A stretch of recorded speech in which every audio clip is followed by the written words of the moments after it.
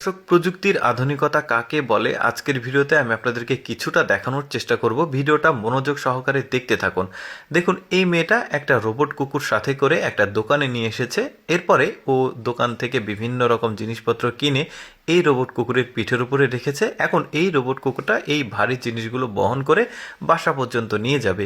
আসলে মূল ব্যাপারটা হচ্ছে ওরা ওদের প্রতিদিনের কাজের জন্য বিভিন্ন রকমের প্রযুক্তি ব্যবহার করে, তার মধ্যে এটা একটা আপডেট প্রযুক্তি, যেটা নতুন সংস্করণ হয়েছে রোবট কুকুর।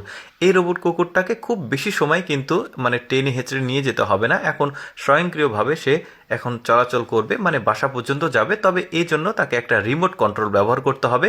রিমোট কন্ট্রোলের উপরে দুইটা সুইচ আছে যার নাম জয়স্টিক।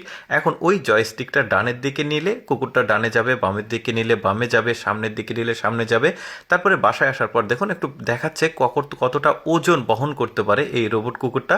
শুধুমাত্র ওজনই বহন করতে পারে না, ও কিন্তু বিভিন্ন রকম দুর্গম রাস্তা, অনেক উঁচু নিচু সিঁড়ি বেয়ে সব জায়গাতে কিন্তু যেতে পারে। যেমন এখন যেটা দেখতে পাচ্ছেন, এটা একটা উঁচু নিচু রাস্তা, এই সিঁড়ি বেয়ে সে অনেক ভারী জিনিসপত্র বহন করে খুব স্বাচ্ছন্দ্যেই কিন্তু চলে যাচ্ছে। দেখতে পাচ্ছেন, বেশ চমৎকার প্রযুক্তি। এরপরে আপনাদেরকে একটা আলাদা প্রযুক্তি দেখায়, এটা হচ্ছে ড্রোন প্রযুক্তি। পাহাড়ি অঞ্চলের উঁচু নিচু হবার কারণে যে কোনো মানুষের পক্ষে ভারী জিনিসগুলো নিয়ে আসা কিন্তু অনেকটা কষ্টকর হয় আর সময় সাপেক্ষ ব্যাপার হয়। তো তারা যেটা করলো, তারা ড্রোনের ব্যবহার শুরু করেছে। এই যে দেখতে পাচ্ছেন একটা সিমেন্টের বস্তা, একটা সিমেন্টের বস্তার তো ওজন 40 কেজির কম হবে না। তো এত ভারী একটা জিনিস, এই